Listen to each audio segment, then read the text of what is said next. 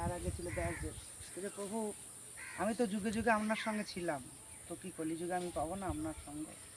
বলে হ্যাঁ পাবে, তাহলে তুমি কলিযুগে যাবে, তোমার নাম হবে বৃন্দাবন দাস ঠাকুর।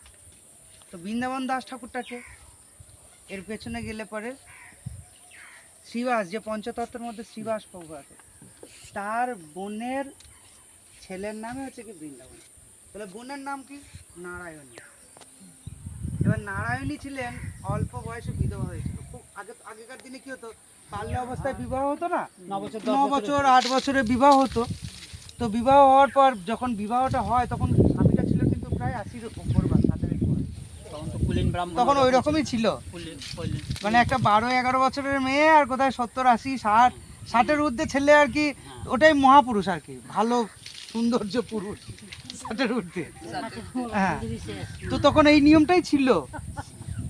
তো বিবাহ দেওয়ার কয়েক বছরের মধ্যেই কিন্তু তিনি দেহ রাখেন। এবারে কি করবে, বাচ্চা মেয়ে, সংসারের যোগ্য নয়।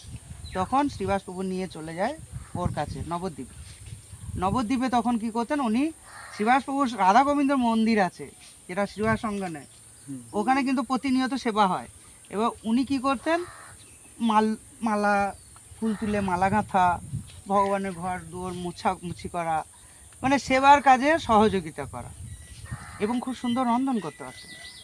তো এগুলো করতেন, করতে করতে কী হতো, একদিনকে গৌরহরি প্রভু তো শ্রীবাস সঙ্গনেই বেশিরভাগ নিত্য, বা তখন কী হয়েছে, গৌরহরি যখন পান খাচ্ছিলেন, পান খেতে খেতে যখন পানটা ফেলে দেয়,